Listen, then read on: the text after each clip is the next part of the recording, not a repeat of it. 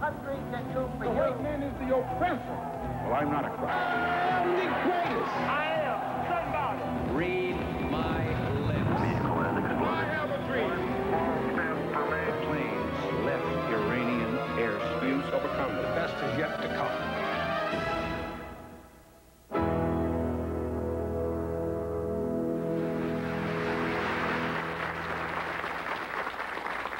Thank you very much. Thank you. I'm Ron Reagan. On our last show, we heard a lot of theories about UFOs. Now we're going to meet some people for whom UFOs are almost commonplace. They claim to deal with aliens on a regular, if unusual, basis. And when talking about such an elusive subject, I thought it appropriate to make an elusive entrance. So tonight, I had them beam me in. Yes, the magic of television. With us today, Athena Demetrios. She's a makeup artist here in Los Angeles, and Shari Levy is a nurse who grew up in Los Angeles. Welcome. Thanks for coming on the show. Appreciate you being here. Levy? Levy? Levy? Shari. Shari. Okay, Shari. Now, Shari, you claim that you have actually met extraterrestrials. That they've, well, tell us about it. Why you? Well, I'm not exclusive. I don't consider myself superior or chosen. I think I'm one of probably a large percentage of the people who populate this planet who have interacted with other races, knowingly or unknowingly. Okay, I must be on the unknowing side, or maybe they just didn't get to me yet. But I don't want to make fun of this. You know, a lot of people do, and they, you know, maybe want to ridicule you for this. But I believe you're sincere, and I want to know, what did they look like? Well, I've met with two races. The race that predominantly has been in our lives has been what I'm told are called little grays. They're a race of beings that are diminutive in size. About yay? Stop me when I get right. About 4 feet tall. About four feet tall, okay. With the exception of one who I call the head honcho, who appears now and then, who can be as tall as 8 feet tall. Uh-huh. And otherwise looks exactly the same as the short guys. Is that right? Okay. And the other race is? Very much human-like, just like you and I. Uh-huh. Okay. These gray people, I mean, what do they? What's their skin look like? What do their eyes look like? What are their hands like? They're not actually gray. Their skin is actually more white, but it appears to me that their internal organs, unlike ours being a whole mishmash of a lot of different colored stuff, is it seems they have just very few organs, primarily gray. It looks like the gray matter of our brains. And how would you know about their internal organs? Well, because I can see it through their skin. Appears to be very onion skin-like, so and I believe that's where it gives the impression that they're gray. Do they transmit any sort of message to you? Do they talk to you, communicate, what do they say? In a nutshell? Well, give me the highlights. The magnitude. Well, you're asking me a question that reaches through many avenues of life, spiritual, technological, all kinds of things. Again, let's stick to that. I mean, you could wrap up Christianity and do unto others, so do that with the aliens for me. I mean, what's their primary message seem to be, if you can? Basically, and I don't claim to have the answers. I want that clear. These are my experiences and the answers as I perceive them. Is that, first of all, they're not new intervening here. They were here long, long ago, and at some point intervened with what we call the human race, or Homo sapiens, and did some sort of genetic altering to enhance the species that we call... And they've told you this? Yes. Did they say when they did this genetic altering? It was a long time ago, but I only have a visual picture. I'm not qualified. Long time ago, like centuries? Long time ago, like thousands of years, millions of years? When Homo sapiens were just becoming upright and mobile and beginning to learn the very, very basics. So that would be millions, perhaps? Yes. Okay. Athena, you too have seen Aliens, did they look like the ones that Shari describes? I've had experiences with a couple different races, and I had probably one of the most profound, and before I even get started in that, I have to say that I don't feel like an abductee. I prefer to think of myself as a contactee, because I put out mentally one night for communication, if any existed that I really would like to know, and I'd love to communicate with them. I've always... And that's when they arrived? No, it wasn't right then, but it was after, maybe a month and a half, 2 months after. You wanted to see aliens first, and then they came. Well, I've always felt a sense of homesickness when I've looked up at the sky at night. I've always been a real soul searcher, and that's just part of my nature. And I've always really sought to find answers about things. I was in bed one night, and I sat up, and I saw two in the bedroom, and one was walking towards me, and I felt tremendous fear go through my body, almost paralyzed with fear. And then I heard telepathically, "You have nothing to fear." And I made a very conscious decision at that point to go with the wonder, and to allow myself to go with the mystery, and to allow myself to be in awe. And I got up and walked in the other room, and there were 3 or 4 more. There was 2 by the French doors, 1 standing, there was 2 in the bedroom. So there was a total of 5. Were they the gray species that well, and I didn't experience them as gray, but their skin, because they are of a much higher vibration, their skin is more translucent. It appears to be where you can see through it a little bit more. Is that a somewhat accurate model that you have sitting by your chair? This is supposedly one. This is called the Zeta Reticuli. Here. Is it heavy? Is it like real heavy? Can you hoist that up here? The little guy. All right, now, does this pretty accurately represent what we're talking about here? Quite more or less. This is pretty. Well, not color-wise to me, but well, I was saying rock, yes. but I mean otherwise, this is the general configuration of the alien that we're talking about. There's different species. Okay, well, we have lots more to talk about we here, do. and when we come back, a man who's had a close encounter of darn near every kind.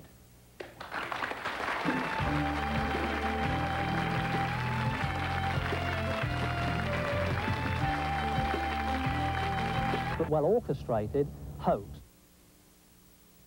Whenever there's a sighting, it's covered up. Yeah. And all these people here, they wouldn't be here if something didn't happen. It's just a nuisance to us because we've got some good wheat crop trampled down, and there's a danger that more of it's going to be trampled down by people coming to look at it. Erik Beckjord runs the Museum of Cryptophenomenology, now moving from Malibu to Santa Monica. He's got exhibits on everything from the Loch Ness Monster to Bigfoot and faces on the surface of Mars. Erik has studied UFOs for a long time and has just come back from studying the crop circles in England. Welcome, Erik. Thank you for being here. Well, first of all, what news from England and the crop circles? What news? They're getting more and more complicated every day. Actually, the season is pretty much wound down because the crops have all been harvested by now. But as the season progressed throughout the 3.5 weeks that I was there, the circles went from strange to strange to stranger. We had some incredible ones that, as you saw, looked like this. Yeah, okay. That's very complicated. They started out, these crop circles, as sort of simple circles, a little bit random. I've seen pictures. They did indeed. They started as very simple ones, but then we had odd things called insectograms. Looks like a big bug.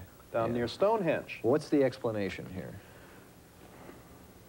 Very, very impressive. What are they? The point is that I believe, my theory is, that these are not done by plasma vortices. They're not done by whirlwinds. They're not done by hedgehogs going crazy or crows. And they're not done by farm boys. Because, as you will probably see in one of the tapes that you have, that I and 4 other gentlemen from France and England all went out and cut circles that, or we cut a message that could not be duplicated. It was a cutting that said, "Talk to us." It took us 20 man-hours to do this, and each symbol was 24 feet high. So the logical explanation for you is that these are UFOs, that are extraterrestrials are leaving messages for us in wheat fields in England. And because they're trying to be, they're being so complicated in doing it, that they're trying to show us that human beings cannot do it. Yeah. And that therefore we have to start paying attention to UFOs and UFO occupants and the messages that they are giving us in a code in these fields. There are some very clever Oxford and Cambridge University undergrads, though, and this, you got to wonder if this is some kind of prank they're pulling. No, you don't have to wonder. Well, I wonder. You can wonder, but I'll tell you this. I'd say out of 100 crop circles, you might have 1 or maybe 2 done by clever undergrads. And their work is usually pretty easily spotted from the air because the work is ragged. Now, National Geographic Television, if I dare mention the name, went and made their own crop circles. And the helicopter pilots and the airplane pilots all said, hey, this one we know that's a fake because it just looks bad. And I examine that from the air and from the ground. You can tell. The others have a certain natural smoothness to them and a certain rhythm to them that the ones made by men don't have. Also, it took National Geographic Television guys, it took them about 4 hours with a crew of 4 to do their work, and they were just running rollers. And it's hard. Okay, now with all due respect, and I don't mean to offend you at all, but why should I or anybody else believe somebody who apparently believes that Loch Ness Monster exists and that Ted Kennedy's face is inscribed on the surface of Mars? Well, because for one thing, I've also investigated things like Bigfoot. I've seen those pictures, yeah, I've seen, but you know, that's not proof. As well as the Loch Ness Monster. Proof. It could be a hoax. You know what I'm saying. I mean, people hear this and they think you're nuts. I go around debunking hoaxes. I find hoaxes. And part of the job involves trying to see what it would take to make a hoax. And when it takes more than an hour or 2, or any more than just this much brain power, people don't do it, particularly when they're not paid to do it. Somebody could be paying Oxford and Cambridge University undergraduates to do this. You know, my problem with this is that there's no proof that it's extraterrestrial. I mean, it's nice to speculate, as a matter of fact, but there's no proof. There is. On this program, I believe we have brought to you to show an English videotape of a UFO in the crop fields nearby one of the crop circles that is about yay big, silvery, and flops around like this, and it zigzags around the crop, and then flies over a tractor driver whose interview we got. He says it's about 3 feet in diameter, and went over a hill. Just 2 weeks ago, 2 German tourists filmed another UFO of this type in the crop fields, also silvery and round. The farmers and local people have been seeing UFOs at night in the Wiltshire district. They've been seeing large black triangular objects. They've been seeing orange balls that go down into the fields, and next morning there's a crop circle. And we have stills of this. Unfortunately, we don't have that videotape, but we do have more show, and when we return, we'll be joined by Stanton Friedman and Philip Klass, who are still arguing from our first encounter with UFOs yesterday.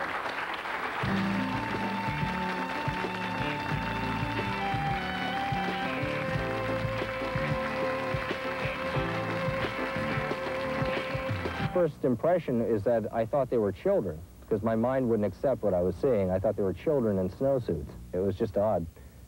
It seemed like it was no sooner there that it blew up, not outward or upward, it just blew down with all these sparkles and different colors of light, indescribable.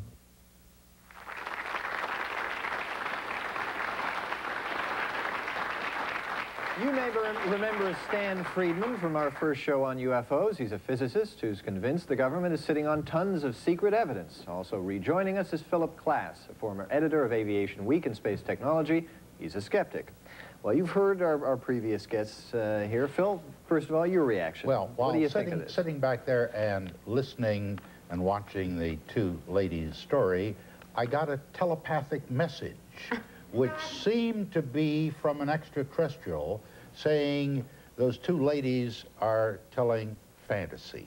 Now, I don't know. It was a telepathic message I got. Well, let's assume that they're not lying, though. Because, I mean, if you're lying, then the whole show's over and we might not as well be here. So let's assume that they really do believe what they're saying. Yes. Well, that makes it more interesting. Many people believe, and I'm delighted that both the ladies, as I understand it, say they were not abducted, that they were sort of voluntarily entering into this. I find it interesting that 200 years ago in England, a number of ladies claimed that they went with the devil, that the devil would come to them in the middle of the night and that they would go dancing with the devil. And that was quite a popular folklore tale that ladies told 200 years ago. Now, conceivably, the devil is now coming disguised as little ETs. Ron, well, this is much too important an experience, not only for these two ladies, but for thousands of other people who've had similar experiences, to trivialize it with this kind of nonsense. There are a number of professional people who have worked with abductees, including the person who has worked with Shari, people with PhDs and so forth who have many sessions with them. It's a fairly common experience. The difficulty is much the same as it was for people who were children who were sexually abused, say, 40 years ago, where nobody would believe you. And as a matter of fact, where you became, instead of the victim, the perpetrator of telling terrible things about people in your family doing terrible things to you, when in fact it was happening. I admire their courage in speaking out. Their stories are not unique. We have many such stories. And remember, there are many cases where more than one person has been abducted at the same time. 5 psychiatrists, at least, that one of the chief investigators has worked with have apparently been abducted, and police officers and lawyers and chemists.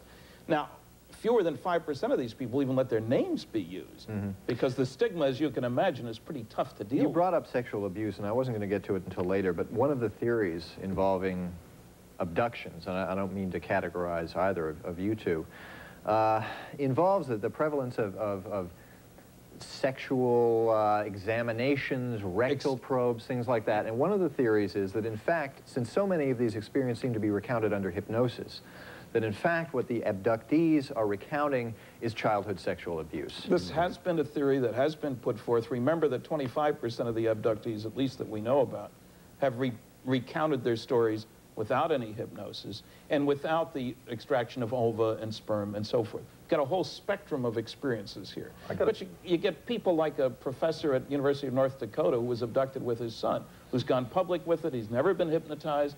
For him, it was not an unpleasant experience. There are an awful lot of people telling the same stories. But you explain that the stories are different. Some find it pleasant, some find it unpleasant. That's the people, some claim they were abducted, some saying they were going. I think it's appropriate to interrupt, not to be rude, but... God forbid. God forbid, no. There's something I want to establish, because you use the word believe. You use the word believe frequently. And you were in the context of, I know lots of people want to believe. Well, I want to speak for myself. The difference between, we have, I'm sure, many common denominators, but there is a distinct difference between Athena and myself. And that is that although I'm spiritually inclined, I've meditated all my life, I have never done anything through meditation or in any other form to ask creation to perform parlor tricks for me. I have assumed without, just automatically, like there's a morning and the sun's going to come up in the morning and the night's going to appear at night. Shari, have you ever entertained the possibility that this might be a particularly vivid hallucination? No, I know it's not. But the point I want to make is about believing. I've had no necessity in my life to believe or even want to believe or be in the company of, quote, extraterrestrials.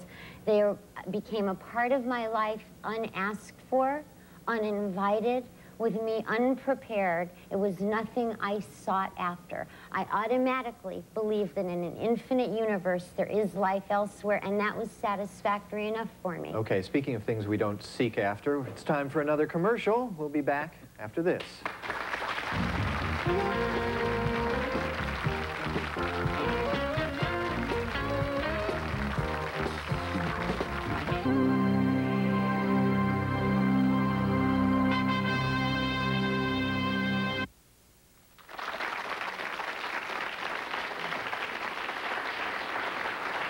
Welcome back to Earth and our discussion of UFOs with Shari Levy, Stanton Friedman, Philip Klass, Erik Beckjord, and Athena Demetrios.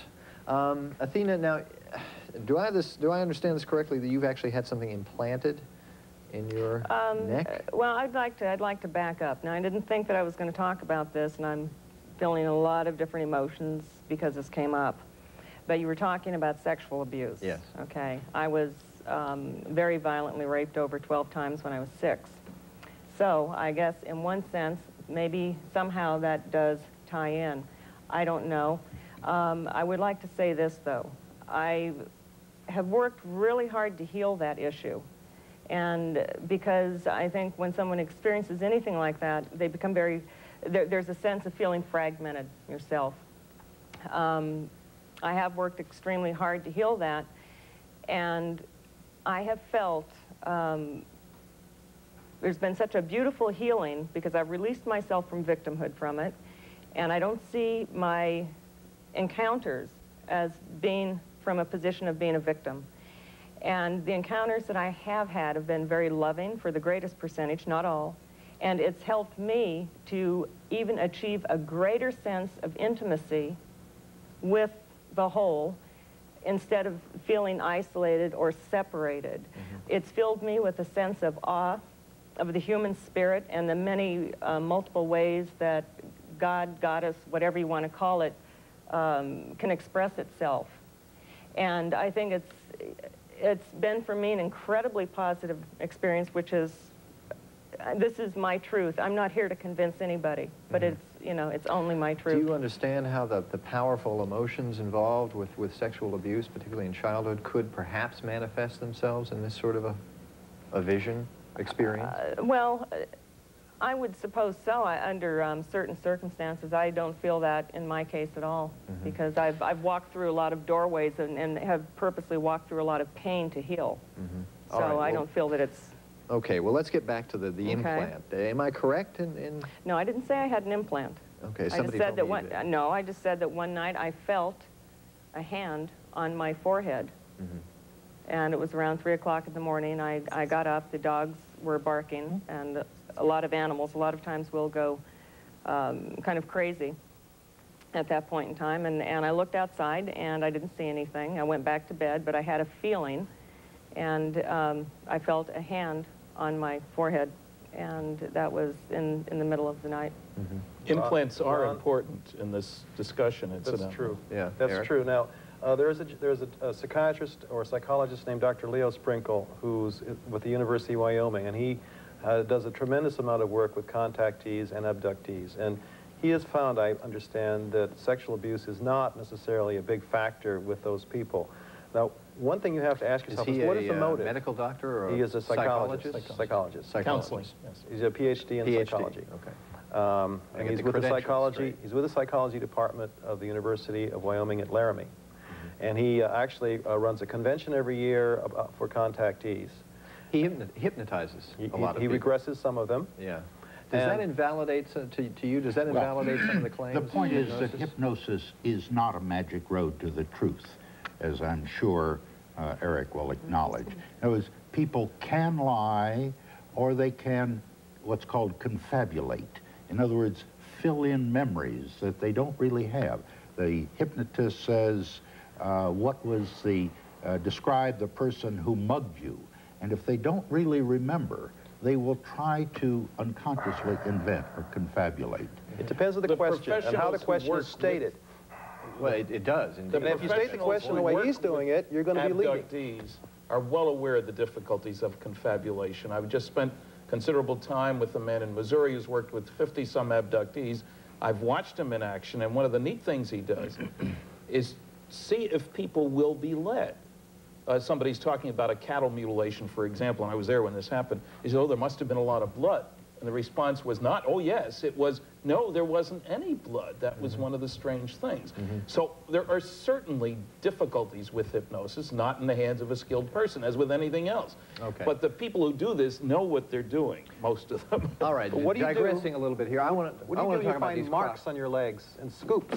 I don't have them. But supposing you have a row of abductees around here, and you find that many of the people that had hypnosis regression and had stories like they do, what if many of them start turning up with, as many of them do, strange scoop-like marks in their legs, on their thighs, on their hips? Strange marks that don't belong there. Yeah. But they're associated with the event. That other people don't have. Let's hear. I would like to say something, since I've been regressed a number of times by the head of NASA's Special Projects Division. And Who is that? Dr. Richard Haynes. Dr. Richard Haynes is not head of their special project. Former He head is of. now retired. No. Let's hear what she has to retired, say. and I had not expected to reveal his name on this show, but he's That's all right. Go encouraged me to Go ahead. come forward, so I think I would have his permission. Come forward Okay, now. I'd never been hypnotized in my life until this man hypnotized me. And as far as what you call confabulation, which I'm sure that's a valid constituent in the whole picture, I know, having experienced it at least a dozen times, time regression hypnosis, when you're taken back in time to an encounter and you're experiencing what they call missing time, a period of amnesia where you can't account for what's happening. In my case, I simply shut down. I did not, the same amnesia that I experienced during the encounter was present during the hypnosis, and I know Dr. Haynes sat to the side and just waited, rode it out until I could come forward to what I could then next recall. Do either of you have any scars or marks as a result of your encounters? I have one here. I know. that was a motorcycle, I believe, wasn't it? Yeah, there have been numerous implants. One of the tricky things here about the physical evidence and details of these things is that half a dozen of the more busy investigators of these cases have intentionally withheld little details that aren't in their books, that they don't say on television, even to you. And where that serves as a benchmark, if somebody else comes up with the same little detail, then you know they didn't get it from the book, the television, etc. And these kinds of things turn up all the time. One of the other things that's important is one of the PhD theses dealing with this matter, a man collected 300 abduction cases and looked at the sequence. And there's a great consistency of sequence of events. Not all things happen to all abductees, but when they do happen, they're in the same sequence. And again, it's very hard to imagine that being connected with something that isn't real. Yeah. Okay. We'll be back with more about extraterrestrials after this.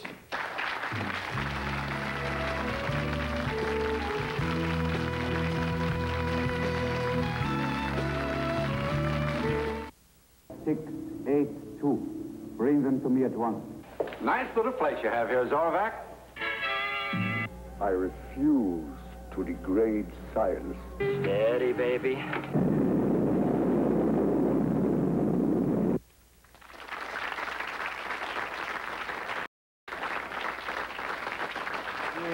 We're back talking about ETs.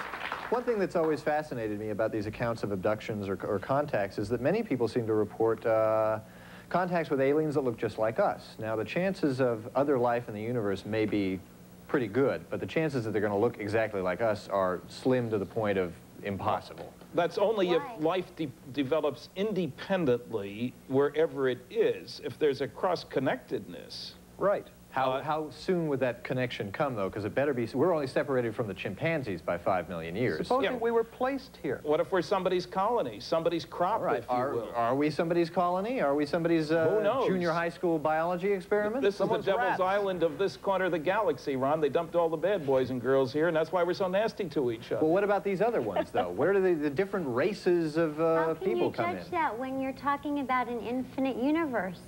There may be many other planets that mimic Earth completely. Well, there may be. I don't know these are that. I'm curious. I'm asking. Ron, I'm confused about these different types of aliens. Why can't it be just one kind? Why can't there be 25 kinds? I'm not saying there can't be. I'm just curious about it. No, your question about the ones who look like us is a very disturbing question, because there are many people who report experiences where there are the grays plus the humanoid, the humans as opposed to humanoids. And we don't know. Are they slaves that are hired for the occasion, spies that are hired, crossbreeds? We really don't know. Yeah.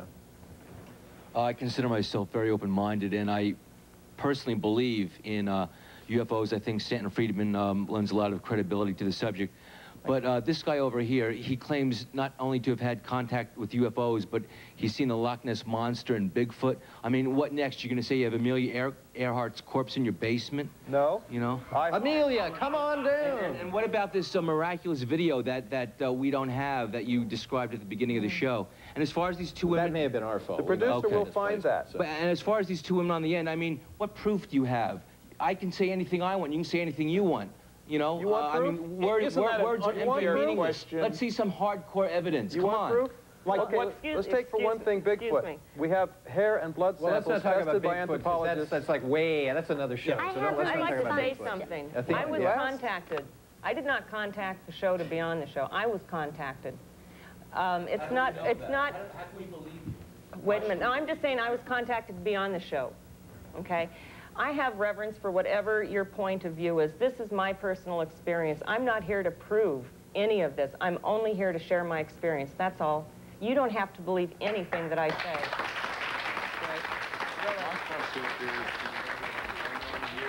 With the blonde hair. I can't have, you know. You want to know why aliens, Bigfoot, and the Loch Ness Monster are difficult to prove? I can tell you why. I don't want to know, because we're doing a show on UFOs. Sorry, Eric. Right. Keep it to UFOs, or we're going to go crazy here. We got a question. Shari, my question is that you said you go into yourself spiritually.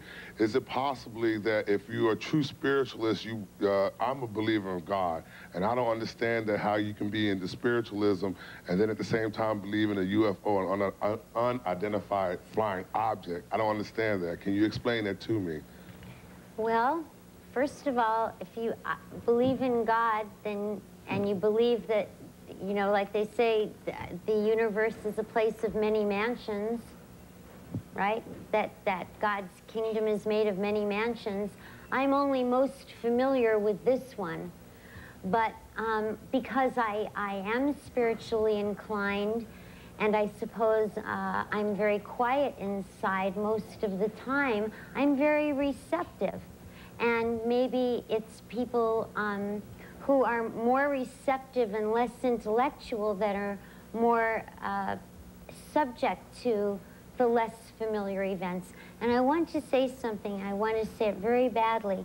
Just like Athena, I didn't ask to be on this show. It was a request made of me to be on this show. I've had, since May 6th of 1988, along with my 9-year-old son, at least 200 close encounters of the fourth kind with one race in a multiplicity of ways that has affected our lives profoundly. We have avoided all publicity. We have stayed in the shadows. I have not been on television, been to a convention. I even avoid groups so as not for the power of suggestion of other abductees, if you will, to affect me. I've come forward this time. It's the first time because my gut told me to, because I have a child I love, and I don't want him to suffer the way I did. I was abducted through my childhood. This isn't new. And I hope that by the time he's an adult, some of this controversy will have broken apart, and some of the answers will be revealed so that he has a good life and the rest of the people that are still here. This is an act of love. I'm not here to prove anything to anybody, but out there, there will be at least one person, if not 10,000, who are relating to me right now, because my heart is contriving to another level. Well, we'll reveal more answers in a moment after these words.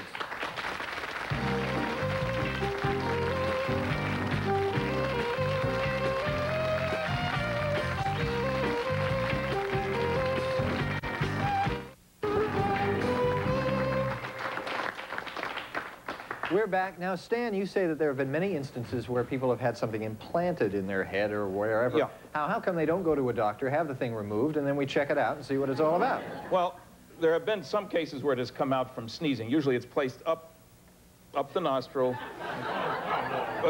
Wait, okay. let me get through this.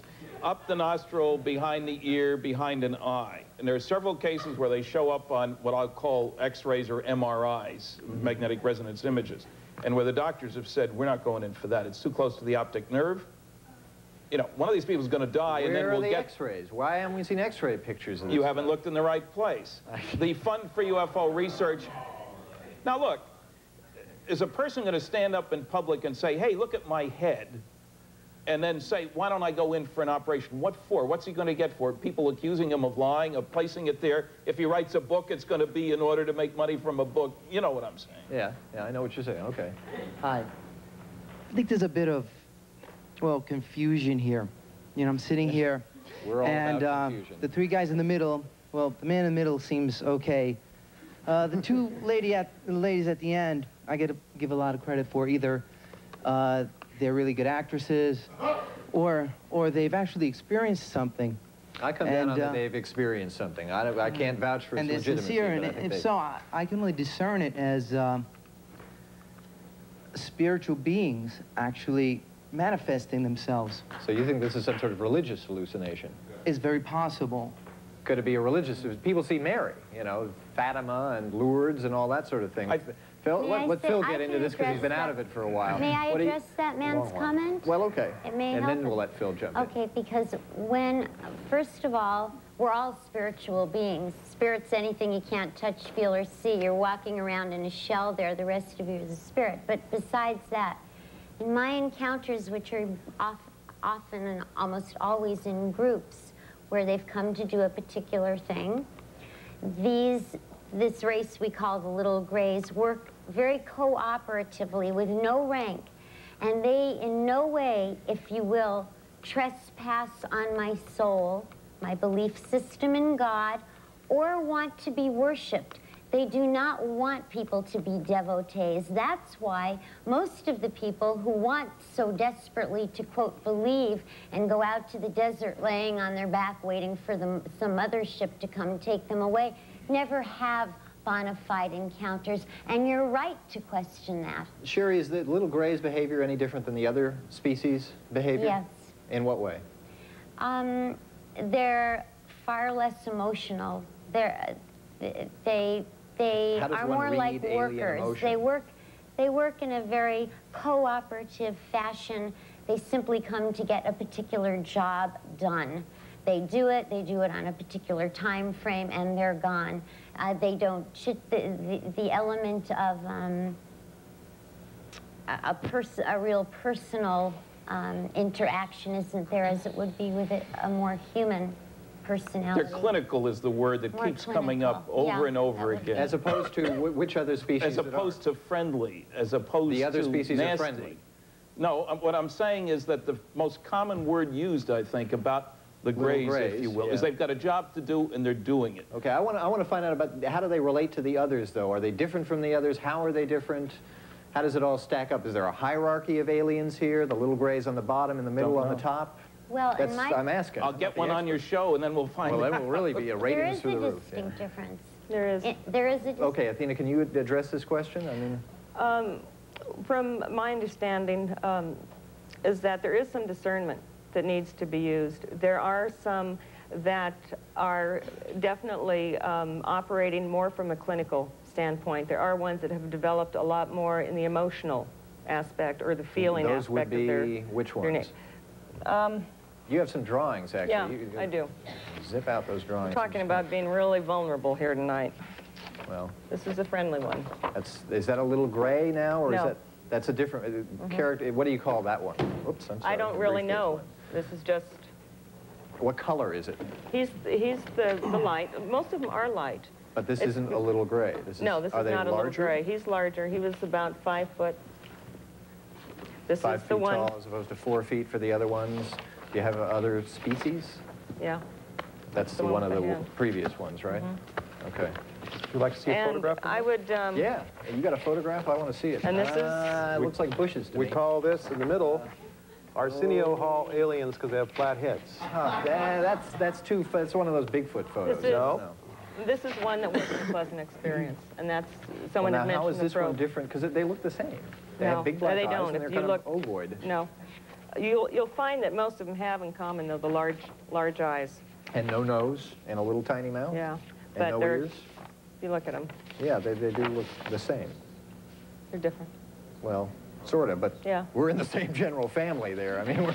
2 arms, 2 legs, a head and a body, for sure. Yeah. But well, how terrible likely is it that other posture. aliens would have 2 legs and 2 arms? Well, how likely is it that all living things on this planet have the same DNA? Amazingly enough, they do. It appears that, you know, why aren't there 3-legged animals running around? There's certain directions in which life evolves and certain favored... There are 100-legged animals running around, though. Yeah. Even number, incidentally. Yes, that's true. We don't know animals with 5. I was going to let Phil say something here to the question of, could this be a religious hallucination of some sort of first, let me say that fortunately we live in a country where we're each free to believe, to accept whatever religious faith we wish to follow. And anything that gives these ladies or anyone else solace and comfort, I certainly would not challenge. What I do challenge very sharply is the claim that these aliens are abducting people, cutting flesh samples out, impregnating our young teenage daughters, removing the unborn fetuses. President Carter, President Reagan, and President Bush have taken great steps to efforts to protect and recover the rights of a few of our victims of Mideast terrorists and so on. And I feel sure that if this is actually taking place, I urge Stanton, as an American citizen, to come to Washington to alert our top officials.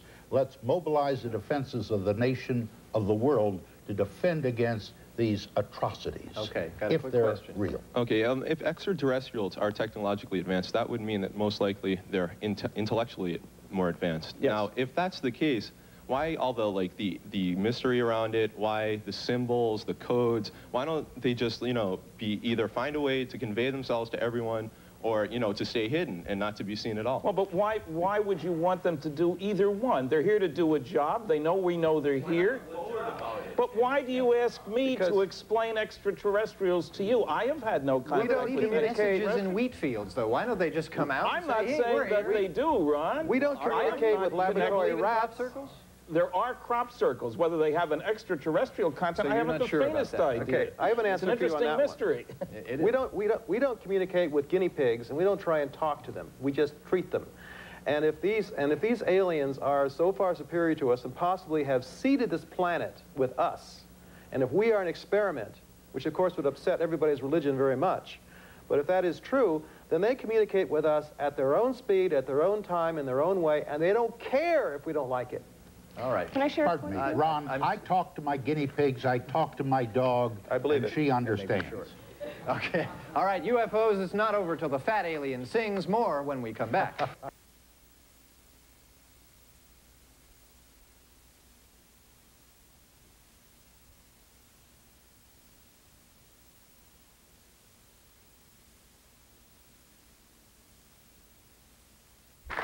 We are almost out of time, but before we go, I want to thank first our band, D.A. Young and Dr. Bombay. And,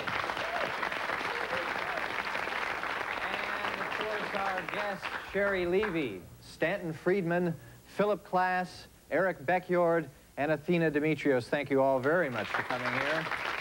That's it. We're out of time. Beam me up. Oh, well, see you next time.